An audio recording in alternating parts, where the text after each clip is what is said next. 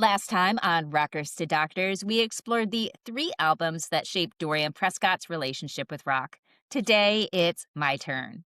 Every rock fan has a few records like this, the ones that hit you at exactly the right moment, and suddenly the way you hear music changes. Today, I'm picking three of those albums for myself. Three records that shape the way I hear rock, and maybe explain why I can't help analyzing music like it's a research project. Hello, everyone, and welcome back to Rockers to Doctors. My name is Dorian Prescott. And I'm Nova Starwick. Today, we're breaking down Nova's top three hard rock and metal albums of the 1980s. And of course, we'd love to hear your thoughts. Join the conversation anytime at rockerstodoctors.com. Now, let's dive into my top three rock and metal albums of the 1980s. In 3, 2, 1. All right, so the first album on my list takes us to 1989, right at the tail end of the 1980s rock explosion. By this point, glam metal had already taken over MTV. Bands like Mötley Crüe, Poison, Bon Jovi, and Def Leppard were dominating radio and arenas. The sound was big, the hair was bigger, and the entire Sunset Strip scene had become a full-blown cultural phenomenon. And then Skid Row shows up. Debut album lands in early 1989, and it has all the ingredients of the era: huge hooks, soaring choruses, flashy guitar work, but there's also something noticeably sharper and more aggressive about it. Sebastian Bach's voice doesn't just glide over the songs, it explodes through them, it cuts through them. The riffs are heavier, the attitude feels less polished and a little dangerous. It's like glam metal with a shot of adrenaline. So for me, Skid Row is one of those albums that captures the exact moment when 80s hard rock was at its peak power. It still has the era's melody and swagger, but you can already hear the edge that would push rock into the 1990s. So this is my first pick. Skid Row, released in 1989. And at that time, I was watching a lot of MTV. We had MTV, and I would have seen and been aware of Skid Row at that time. I knew Youth Gone Wild, but that isn't the Skid Row song that captured me and made me get that Skid Row album. It was 18 in Life. I remember watching that video, all of that hair, all of that leather. It was dark. It was a different sort of video at the time because it wasn't glam. Yeah, they had the big hair, but they seemed more like normal people that I would see. And they weren't that much older than us at that time, especially Sebastian Bach. He was only like 20, 21 years old, so not that much older than us at all. Plus, they came from right around the same area as us. So I kind of felt, I guess, the solidarity with them because they came from the area, and their drummer, Rob Affuso, actually came even closer to home because the rest of the band was from New Jersey, and Rob Affuso came from right in my same area, so much so that me and my little friends at the time, we went through the phone book because we knew Huh, the area he was in, which was our area, and would call poor Mr. Rob Affuso, who was probably not the right Rob, but right. we would just call his house and hang up and giggle thinking that maybe, we had gotten the Rob from Skid Row to answer the phone. So that is really where I got captured with Skid Row. I think why I got captured with Skid Row. Plus, they were associated with Bon Jovi. I was a big Bon Jovi girl at the time, and Skid Row, Dave Snake Sabo was childhood friends with John Bon Jovi, so Skid Row was going out in support of Bon Jovi. I was going to see them in concert together with Skid Row opening. The Moscow Music Peace Festival happened that same summer, and Skid Row was there, and Skid Row was featured a lot in that. A lot of the camera footage that was following the bands around as they were getting ready to do this focused on Sebastian Bach and the guys from Skid Row talking about things. I'm not sure why they were really the main voice, the main narrative, but maybe they were the easiest ones to follow around because they were the kind of lowest band at that point with everybody else that was there. And that just, it became my soundtrack at that time. 18 in Life was the big one. Youth Gone Wild when I was feeling angry and rebellious. So there was that. I Remember You, of course. Now, I Remember You wasn't the song that captured me, and I Remember You is a great song. It truly has its place, but that wasn't my favorite off of that album. I'd say 18 in Life really was, and some of the harder songs on there, like Piece of Me and Rattlesnake Shake, and those songs were really the ones, and Youth Gone Wild, that resonated with me. So, did you know that there was the Bon Jovi connection back when you got into them? Yeah, it was everywhere, and there was no way to escape it. Maybe the very first couple of times I heard Youth Gone Wild, but in all of those magazines like Metal Edge, Rip, and all of those, it was really big that Bon Jovi, Skid Row. There was no way that if you were a girl, especially that looked at those magazines, that you did not know about that connection. Huh. Did you know about how many millions of dollars Bon Jovi made out of uh, apparently exploiting a pair? I don't know the exact number, but they did get a lot of money because Bon Jovi did sign Skid Row, and they took a lot of that money in recording rights. I believe that Richie Sambora gave some of that money back to the Oh, band, really? but John did not. Interesting. Huh. And John and Dave were friends, but I guess that also that Bon Jovi connection was a big part of the reason that Skid Row exploded. Those connections got them in, and they have made a lot of money. So, Skid Row is not hurting for money. Rachel and Dave are multi millionaires.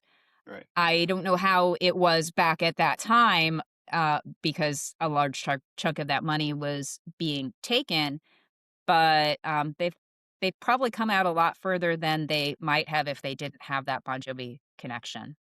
Would I remember this? My reaction to Skid Row when Youth Gone Wild was the first video I saw of theirs, and I was big into Guns N' Roses at that time. I remember thinking, uh oh, you got some competition. And that's really, it was Guns N' Roses and Mötley Crüe. And then I think we got a new, tougher, kind of prettier looking, angrier sounding band in there. And that was really interesting to see the riffs between all of them playing out, the drama. Yeah, there was some drama between all of them, and they were moving in that direction away from glam. So they still, there was all that hair, nice hair, lots of leather, but they weren't going in for all the makeup. You could see it with Guns N' Roses, with Axl in Welcome to the Jungle. He had the Yep. teased up hair and everything, but shortly after that, that went away and it was way more streamlined. And you could see with those bands they were moving away from that glam era, very clearly moving away from it. Right. So for me, Skid Row is one of those albums that perfectly captures the moment when 80s rock was at full power, right before the entire genre started to change. All right, so my second album also lands in 1989, but it represents a very different side of the 80s rock machine. By the time Dr. Feelgood comes out, Mötley Crüe is already one of the biggest bands on the planet. They've survived the chaos of the Sunset Strip, the excess of the mid 80s, and more internal destruction than most bands could possibly handle. And somehow, after all that, they released the strongest album of their entire career. Dr. Feelgood is Mötley Crüe at full power. The production is huge, the riffs are massive, and the songs feel incredibly tight compared to the raw chaos of their earlier records.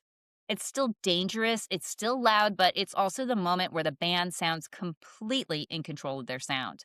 So for me, Dr. Feelgood represents the moment when 80s hard rock reached its most polished, explosive peak. And that album became my album of the summer that following summer. It came out in 1989, I believe in September or so, right at the end of August. And I listened to that over and over and over again, and by the time we hit summer, that was just the soundtrack of the summer. If I had to choose what to listen to, that was the cassette I was pulling out. If I was in my room and I wanted to listen to something, that was the cassette I was pulling out. That was the one. There wasn't any particular song that I would stop and listen to excessively over and over again. It was the whole thing from start to finish. Wow. That was it. It was everything. The sound was everything. I would say at that time, it was perfection for me. It got to be so much that I was like, "You know what?" I started to feel bad for all the other music that I wasn't listening to, and I had to put myself on timeout from Wow. Mötley Crüe, Dr. Feelgood, because that was all I was listening to. I must have blocked that out because I was not a fan of them at all. I don't remember that, and I don't remember you going through a Mötley Crüe phrase. Huh. Well, we didn't see each other that often, so you probably wouldn't have been around when I was, like, always listening to Mötley Right. Crüe, but they were the ones, and I wouldn't have said at the time, if I was going through and listing off, "Well, these are my favorite bands." Even though I was listening to Mötley Crüe, Dr. Feelgood all the time, I wouldn't have said right out, "Oh, yeah, Mötley Crüe is, like, my favorite band," which is Right. what you would think. I didn't think of them as my favorite band, but I loved that album to death. I Huh. still love it. I could just listen to the whole thing all the way through. Kickstart My Heart. I love skating to kickstart my heart, like just going so fast to it. That Dr. Feelgood coming up, just those drums Yeah. pounding in, just it gets me every single time. I think you like Motley Crue, but what you really like is Bob Rock, the producer. That could be correct. It could really be Bob Rock because he was instrumental with the sound of that album and instrumental with the sound of so many other albums from the time. So you could be right. That was the sound that really resonated with me, and that was He it. took they were at their worst, and he took them and brought out the best in every one of them. But also they were sober, so it was like their first sober album. Yeah, that Yeah, was their first sober album. yeah. We'll lose fans with me saying this, but like it's the Doctor Feelgood is the only Motley Crue album that I can listen to beginning to end without being like, nah, enough. And See, I I think like it's the their other ones production. too. I like their other ones too, and I can listen to a lot of those start to finish, even the ones that people are like, "Those are awful," even the ones that the band says are awful, but Doctor Feelgood is just so far above all of them. So it's Right. so far above a lot of albums from that time period.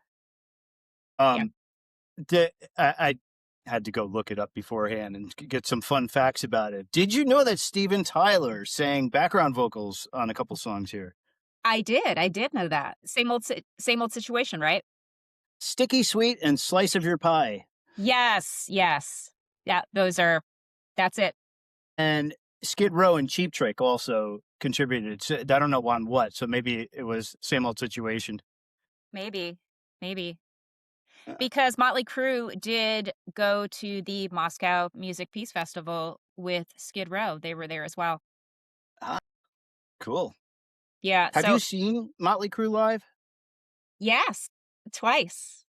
I saw them for Dr. Feelgood. I went to see them for Dr. What? Feelgood, and that was amazing. It was a great concert. Really? Uh-huh. And I did see them when they were back out in maybe, 2008 or so. I Hmm. did get to see them then as well. You've seen so many concerts, so many like epic bands at the height of their careers. That's crazy. Yeah, and Uh, now I don't see any of them. Yeah. But at the time, I had that disposable income, and they would come close by to where I lived, and I would go and see them. So if Skid Row captured the energy of the late '80s rock, Dr. Feelgood captured its absolute peak for me. All right, so my third album takes us to 1988 and to one of the most important reinventions in Ozzy Osbourne's career. So it had to be Ozzy. By this point, Ozzy had already gone through multiple eras as a solo artist. The early '80s records with Randy Rhoads had completely redefined heavy metal guitar. But after Rhoads' tragic death and several lineup changes, Ozzy was entering into a new phase, and that's where No Rest for the Wicked comes in. This album introduces the world to a young guitarist named Zakk Wylde, and that moment would completely reshape the sound of Ozzy's band for the next several decades. The riffs are heavier, the tone is thicker, and the guitar style is aggressive in a way that feels very different from Ozzy's earlier records. And for me, this album represents the moment when Ozzy's solo career found its next great identity. I don't even know how I found this album. It feels like I just had it and everything came together. I'm pretty sure that I got it from one of those Columbia House, and I did pay Columbia House. I did. I got my albums for a penny and I stayed for the rest of the contract. And I'm fairly certain that I got this cassette during one of those times where I got to pick out my cassettes. And because I liked Ozzy, I knew of Ozzy, and this album was there. And I had a friend that was so into Ozzy, so into the Ultimate Sin. I would go over her house and we would watch like concert footage of the Ultimate Sin with Jake Ely. She really liked Jake Ely. And I guess this Ozzy album came out and I got it, and I loved it. So before Mötley Crüe, this is the one I listened to so much. I remember my dad coached a soccer team. I believe he was coaching the soccer team at the time. It could have been coaching a football team at the time. He coached boys teams for soccer and for football, and he coached my sister's soccer team at one point, but I think this was when he was coaching his boys team. And I don't know why he was coaching a boys team. Me and my sister weren't boys. We weren't on the team. I played soccer and I couldn't practice with the boys. I had to sit in the car while he was out there Oh practicing. boy. I don't know where my sister was and why maybe she got to stay home and why I had to go to the practices, but I did. And I would sit in the car and I would just listen to my Walkman the whole time while he Mhm. was out there holding It's soccer like practice. 2 hours. It's like 2 hours to coach a game. That's crazy. Well, I never had to go to the games. It was practice, but practice was still like an hour to 2 hours, and we had to get there early because he was the coach, Mhm. and I had to stay in the car. I wasn't allowed to be, like, out and in the sun. I don't even know why I was there. Why? But Wow. I was there. I had to stay in the car, and I would just listen to my Walkman, and Ozzy no Rest for the Wicked was what I would listen to all the time from Miracle Man. Love that song, how it just comes in so hard. Thinking about Tammy Faye and Jimmy at that time and, their downfall because they were Yeah. everywhere and that makeup and those tears and then Fire in the Sky. I really, really, really like Fire in the Sky. And I looked up the lyrics the other day and I was like, that is a sad song. What does that say about me? But we're not gonna dwell there. No. Okay. But I remember listening to that song a lot at that time as well. And, Zakk Wylde, Zakk was young then too. When he started up with Ozzy, he wasn't even 21 yet, so he was just Right. 20. Again, somebody that wasn't that much older than us.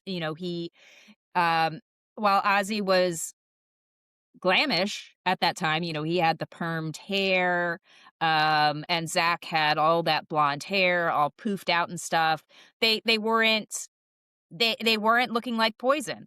Yeah. They that time they were more so, kind of going toward that leather look, especially Zach at that time. And I don't know, I just that was a huge album for me at the time and just listened to it over and over and over again, I guess until Motley Crue just knocked it off.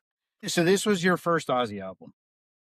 Yes, yeah, it was the first one that I purchased for myself. Cool. Cool. Yeah, I got to this one a little bit late. Diary of a Madman is the one that I gravitated most towards, and I listened to this one really late. I was real slow. Like I started with Black Sabbath in middle school and pretty much clung on to that because I was afraid of the Satanism stuff up until like about 1990 when Andrews made me watch the Iron Maiden thing, and then my fear of Satanism went away. And then when I heard this album, like, this is great. The 1, 2, 3 bang here is incredible. What are the first? Crazy Babies. Yeah, What's the Crazy first three Babies. tracks? I'm gonna embarrass myself, so I just Miracle shut up. Man, I think, starts it all off. Yeah. Okay. Then Um, Bloodbath in Paradise. maybe Bloodbath in Paradise. It Uh, hits hard. It starts out really hard. Yeah. And I still Yeah. go back and listen to that sometimes. It was actually hard to find for a little bit because I guess with the rights on who got to play it, it wasn't on Amazon Music for a little bit, so it was kinda hard for me to find, but now I can find it on streaming services. Right. And this came out right smack in the middle of the Satanic Panic, and Ozzy's timing was perfect with Miracle Man and the Jimmy Swaggart, Yeah. um, who he was a corrupt. If you don't know anything about this, a televangelist who really spoke against Ozzy. He spoke out against Ozzy Osbourne in specific. So it's a real nice middle finger to him with this cut, and also the cover of the album too. The media was afraid of Ozzy influencing children and turning them to Satanism. So you have Ozzy on the cover. He's got children on his lap, I think, or he's got children near him. I think he does, yeah. Yeah, in a Yeah. Christ image. He's very Christ-like in it. Again, It's that's got like, a very medieval feel to it. yeah, Yeah, yeah, it's and in, like, that's the that's sepia tones. yeah, yep, very religious feel to it, and that's sticking it to the media at the time. They were essentially taking theater and turning it into a national crisis. Mm. Yeah. And my mom wasn't concerned at all with any of these albums I was listening to. I wonder if your mom and my mom ever talked about this, and if your mother ever tried to talk some sense into my mother, because like the Satanism thing came from my mom and the church we went to. You know, I'm sure my mom did not try to do any convincing other than to allow you to go to the concerts with us. Because my Right, mom was the one that paved the way for me to go to those concerts. Because my dad wasn't having it. My dad, oh, right. he would make he would just do a trip on my mom. He'd be like, "Those concerts are dangerous. How could you be bringing the children to those concerts? If anything happens to the children at those concerts, it's all your Mhm. fault." Yeah, exactly, and my mom's like, "I don't know, I'm gonna be there. I'm gonna wear earplugs. It'll be fine." Well, when we saw Ozzy, and I sat next to your mother because I was wimping out about the mosh pit, I swear there's a couple songs I could see your mom going like this. I believe it because my mom would let me play my music in the car when we were in the car. Uh, Yeah, I could play my stations in the car, and yeah, sometimes she would be nodding along. Sometimes she would sing a little bit. So yep. she did get it into it a little bit. It definitely was not her thing. She was very into country music like Dolly Parton, I didn't know that. Crystal Gale, and things like that. But music is music, and she could live with it. She didn't see or hear anything really bad with it or really offensive that she took offense with. Granted, like she'd say she couldn't really understand what they were saying, but that worked out in my favor. Right, right. Not that I Yeah, really understood what they were saying some of the time. Anyway, like even if I understood the words, I might not understand the meaning. right. Yeah. Yep. One fun fact about this album, this is when Bo Daisley returned, the iconic bassist from back in the day. He wrote a lot of the lyrics and recorded a lot of the bass parts. So it's nice having him back. And I think that's partially why the songs in this album were so great. Yeah. Yeah. And from this, so like I said, I knew about Ozzy before. I had a friend that was super into Ozzy. Well, actually, with Jake E. Lee and the Ultimate Sin. But I knew of Ozzy previously from the radio stations that I would listen to. So Ozzy would be on there. So I was aware of like the songs from Blizzard of Oz. I was aware of Black Sabbath. I knew those songs. And after I got No Rest for the Wicked, I quickly got into the rest of Ozzy's catalog. So I picked up my own copy of Ultimate Sin. I picked up Blizzard of Oz. I picked up Diary for a Madman. I got really into Randy at that point as well. So Mhm. No Rest for the Wicked was my real gateway, my entryway into Ozzy, and it opened up that whole world for me, and I've seen Ozzy a bunch of times in concert. We've seen Ozzy together in concert. So, while a lot of bands were dominating the late '80s metal scene, Ozzy was doing something different. He was reinventing himself all over again, and maybe I was reinventing myself a little bit as well along with Ozzy. When I look at these 3 albums together, what really stands out to me is how they capture the late '80s rock scene from 3 different angles. Skid Row represents the surge of new energy coming into the scene, a young band arriving with huge hooks, massive vocals, and the kind of confidence that defines the end of the decade. And then Mötley Crüe's Dr. Feelgood feels like the absolute peak of the era. The production is massive. The songs are arena ready, and the entire glam metal machine is operating at full power. And then No Rest for the Wicked shows a different side of the story. Ozzy isn't a new band or a glam band. He's a legend reinventing himself again, bringing in Zakk Wylde and pushing his sound forward into the next phase of heavy metal. So, in a way, these 3 albums capture a moment in rock history where everything was firing at once. New bands rising, established bands hitting their peak, and legends evolving all at the same time. And that's part of what makes the late 80s such an incredible moment in rock history. You had all these forces happening simultaneously.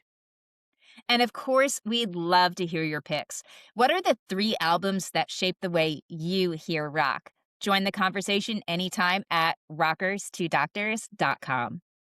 Thank you, everyone, for tuning in. Check us out on Instagram, TikTok, YouTube, Apple Podcasts, iHeartRadio, Pandora, Amazon Music, and Spotify. Until then, stay loud, stay curious, rockin' with a hypothesis.